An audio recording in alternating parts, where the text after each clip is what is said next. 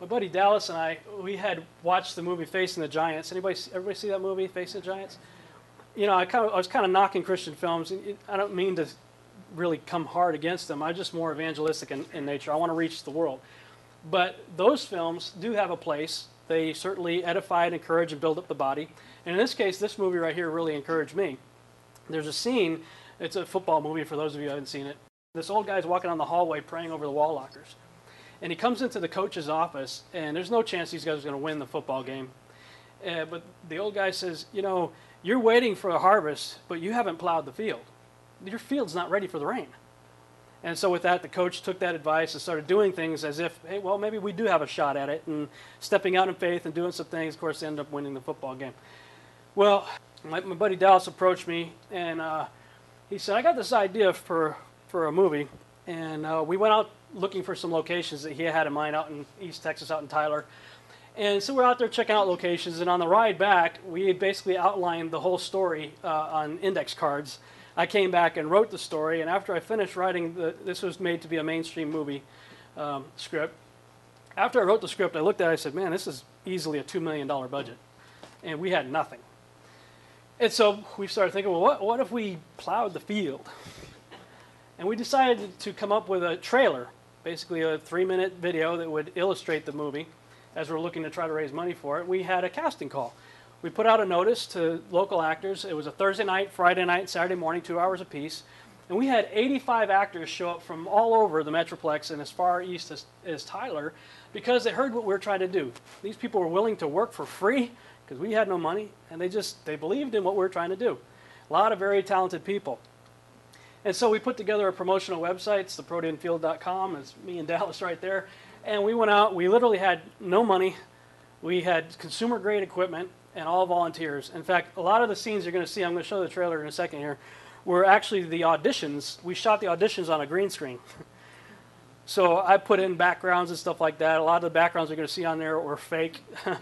And all the animation and stuff was done on my home computer. But what we were trying to do is plow the field and basically show potential investors and people, look, this is what we were able to do with nothing. Just imagine what we could do if we actually had a budget.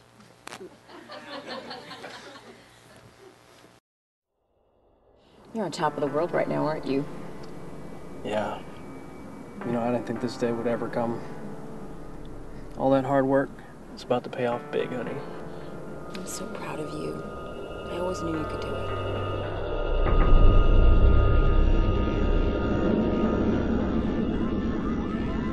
You're not living, man. I mean, this virtual reality crap, it's keeping you locked up. Come on, man, let's get out of here. Get your mind off things.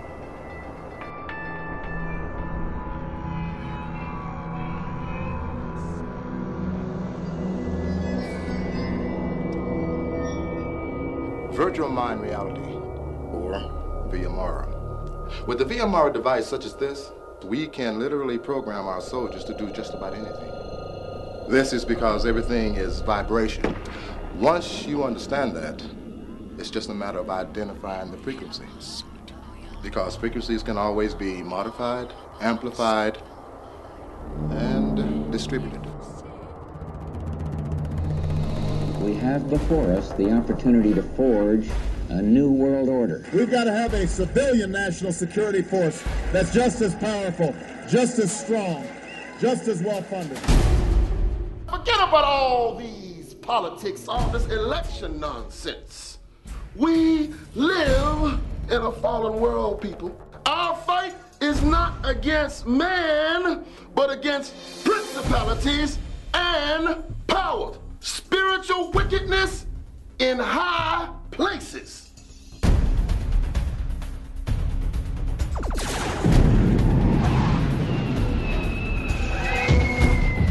This looks so real. Gavin, you've got to try this. He's in a coma. They say he might never come out. Every day, more and more people are tapping into the field. Everything's going precisely as planned. The Army General, who has never flown a jet before in his life, was literally being programmed with the experience of air-to-air combat right before your eyes.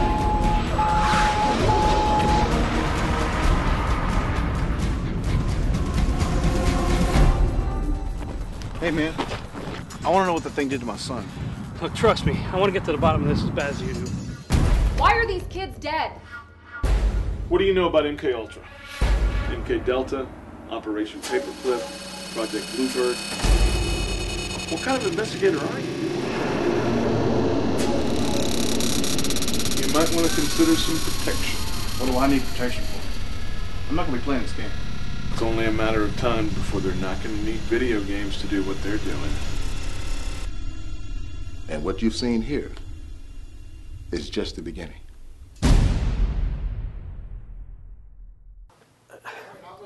Hey, all right, we got one. Woohoo!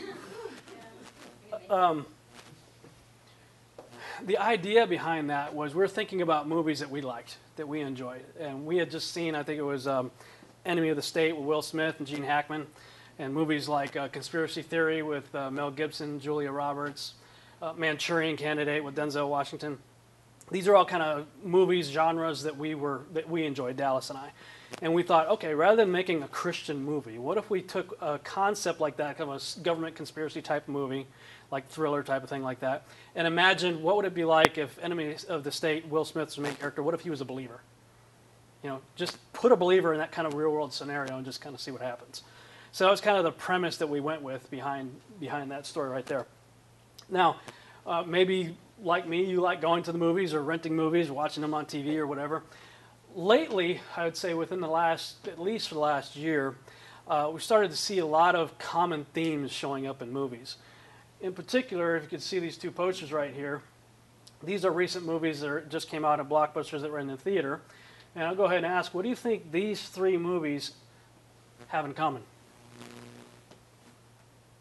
Lots of special effects. Definitely a lot of special effects. New Age. Concepts. Mm-hmm. All three of these movies actually depict superhuman hybrid saving the world. In the first movie there, they mix DNA and everything with an alien species and create a human-alien hybrid. And in the last two, it's the son of a god, little g. Son of Zeus in the first one there, and son of Poseidon in the second movie there. The son of God saves the world. Problem is, it's the wrong son of the wrong god. The other thing I started to notice is a lot of this. There's just a ridiculous amount of books and movies and TV shows coming out right now about vampires and that sort of thing. True Blood, Twilight, and Supernatural isn't really so much, well, it kind of does a little bit, but the point is, what this says to me is that the world is hungry for the supernatural, and the church is not providing it. Now, I don't know about you, but I read John 14:12, and Jesus says, anyone, not just Peter, James, and John, but anyone who believes in me will do the same works that I've done, and even greater works, because I'm going to be with my Father.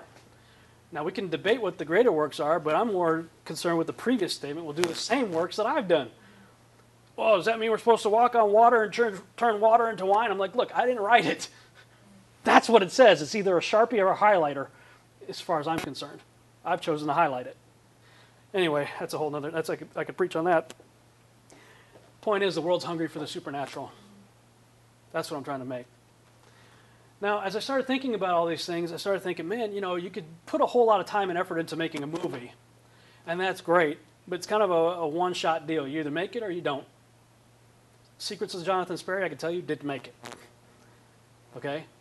Now, I started thinking more about TV, and thought, okay, what if you could create a TV series that would be intriguing enough that the world would want to watch, that you could spread your story out over a longer period of time. They're glued to the TV for 4 hours a day anyway. Why not get part of that ourselves? And then now, instead of a one-shot deal that you may or may not see in selected theaters, people could go to the TV channel, watch your TV show, and you're making a movie every week, basically. So my vision started to go from movies to television. And I started thinking, okay, the most successful TV shows of all time, at least as far as I could tell, are these three. Star Trek, TV show nobody believed in. Wagon Train to the Stars was Gene Roddenberry's pitch to the studios, because that was a time when they were all talking about Westerns. He comes in with this idea about basically a Western in outer space. Instead of stagecoaches, it's a spaceship. People are like, yeah, whatever, dude. Here we are, 30-something years later. There's been 6 different television series based on that one idea. There's been 11 movies. There's numerous fan-based websites, countless books and merchandise. Similar statistics for the X-Files and Lost. Man, when Lost was first came out, Sheila and I kind of used to make fun of people watching Lost because it was almost like a cult following. We didn't get it. And if you just kind of pop in the Lost and watch one episode without context and knowing what's going on, you're lost watching Lost. So we didn't get it. But then we ended up getting season 1 box set on DVD, and we became one of those freaks that we used to make fun of them. And I can tell you something, we became that statistics, 4 hours a day.